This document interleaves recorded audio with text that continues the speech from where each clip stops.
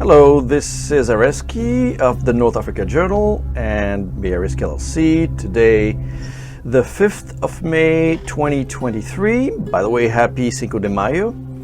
And in this super short episode, I will report about how Egypt's loyalty to the US has been challenged.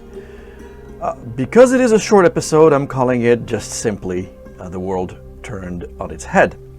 Now, the post-COVID period, the post-Donald Trump period, as I call it, has clearly ushered in an era where global geopolitics seems to be a big puzzle that has been violently undone and reset. Now, all the pieces of the puzzle are on the floor, and we seem to be back to square one, where competition between the US, China, and Russia in particular has accelerated global and regional crises with unclear outcome and consequences. I mean, some call it, in quotation, redefining the world order. But since I'm a mere mortal, I'm worried about the lack of clear outcome, along with all the disruptions we will be most likely facing in the years ahead. Now, when you thought that the end of COVID and the firing of Donald Trump by the American people would have led to an era of stability and prosperity, here we are now wondering again what's going on. Almost everything that we have known to be settled issues after World War II has been sort of turned upside down. In current politics or geopolitics, think of Saudi Arabia and Iran flirting with one another. Think of Israel's biggest threat being itself and not the Palestinians in cannibalizing its own democracy. Think of President Macron of France, a country that many say has invented democracy, making a unilateral decision on the retirement age that the vast majority of the French people is rejecting. Think of Russia invading a small neighbor and failing to actually deliver or win the war. Apparently, the owner of the notorious Wagner Group said he stands ready to pull his men out of Bakhmut, that's in Ukraine, because he does not have the hardware to fight. Now, imagine that for a moment. Let's go back to Donald Trump for a moment.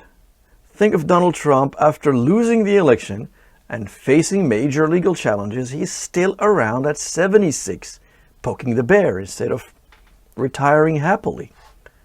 Think of China that owes its fortune to open markets in the West, Europe, and North America.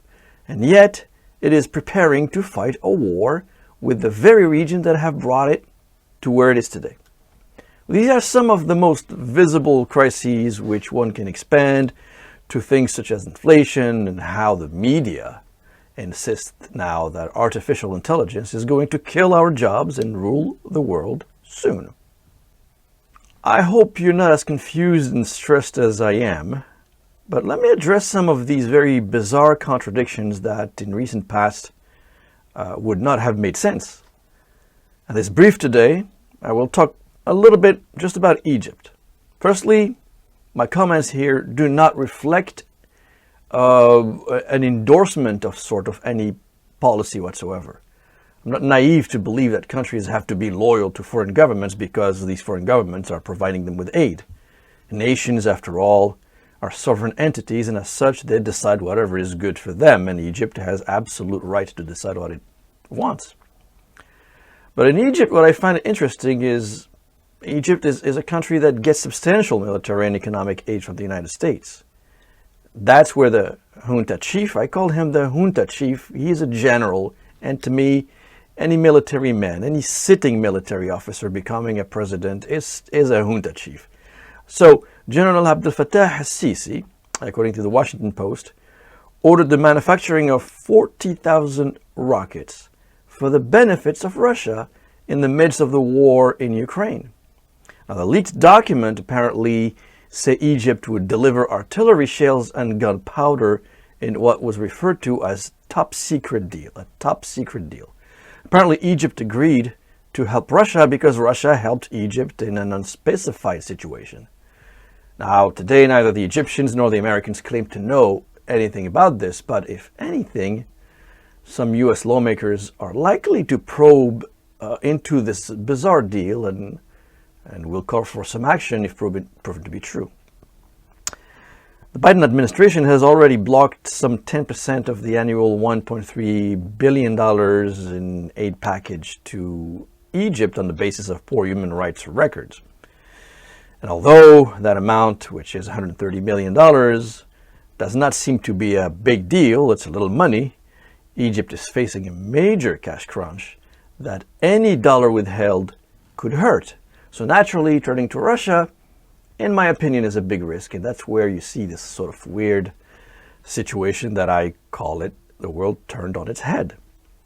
Already the Egyptian regime has increased the share of Russian wheat imports from 50% to 57% from 2021 to 2022 due to the conflict-related blockades of Ukrainian wheat.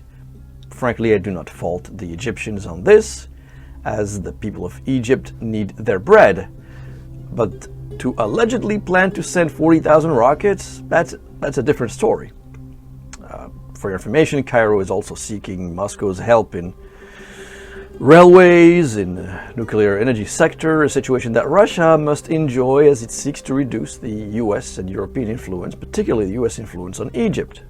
Next year, Egypt will have the first Russian power plant, and so this is one of the many examples on how what appeared to be settled geopolitical issues are clearly not settled, and I bet more of these stories are coming. So please keep in touch and add your email to receive notifications of new podcasts on a very simple website, by the way.